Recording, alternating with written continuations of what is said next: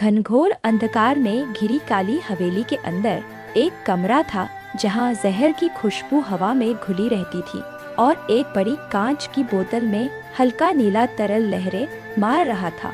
इसी कमरे में पली पड़ी थी नंदिनी, एक विष कन्या जिसका जीवन ही मौत का संदेश था। वह मात्र 10 वर्ष की थी जब उसे पहली बार सांप का जहर पिलाया गया था। धीरे धीरे हर दिन उसे अलग अलग विषों से परिचित कराया गया। उसका शरीर विष को सहन करने वाला बन गया था और अब उसकी सांसों में भी जहर घुला था। उसे सिर्फ एक ही शिक्षा दी गई थी, तुम्हारा जन्म सिर्फ मारने के लिए हुआ है। उसे आदेश मिला था कि वह मालवा के राजा विक्रम सिंह को अपने प्रेम जाल में फंसाकर मार डाले। राजा मालवा का शक्तिशाली शासक था और नंदिनी को सिखाया गया था कि राजाओं की मृत्यु ही उसकी मुक्ति है। वह एक नर्तकी के रूप में महल में पहुंची।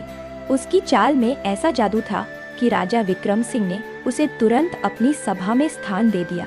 हर दिन वह उनके निकट जाती, लेकिन एक अजीब बात हुई। राजा सिर्फ एक योद्धा नहीं बल्कि एक दयालु व्यक्ति भी थे।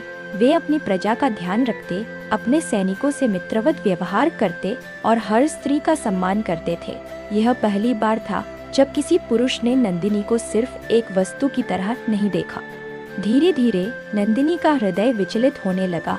क्या वह सच में ऐसे व्यक्ति की हत्या कर सकती थी जिसने उसके भीतर पहली बार इंसानियत को जागृत किया था?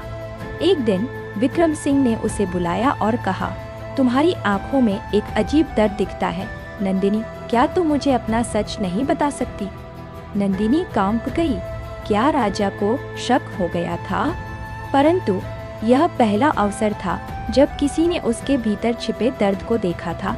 वह चाहती थी कि कोई उसे समझे, उसे सिर्फ एक जहर देने वाली स्त्री न समझे। वह उस रात महल छोड़कर भागने का निश्चय कर चुकी थी, परंतु भाग्य को कुछ और ही मंजूर था। उसके गुरुओं को उसकी दुविधा का आभास हो गया था और उन्होंने पहले ही उसकी हत्या की योजना बना ली।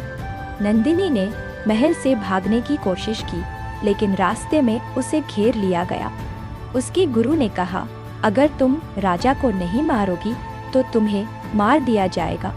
नंदिनी अब अपने भाग्य को किसी और के हाथ में नहीं छोड़ सकती थी।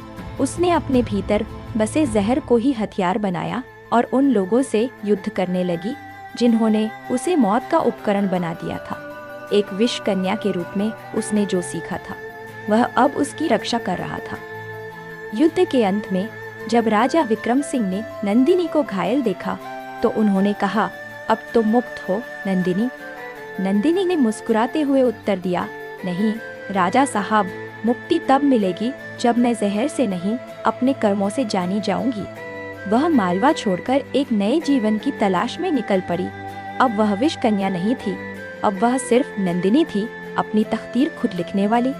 हमारा अतीत हमें परिभाषित नहीं करता, हमारे निर्णय हमें परिभाषित करते हैं।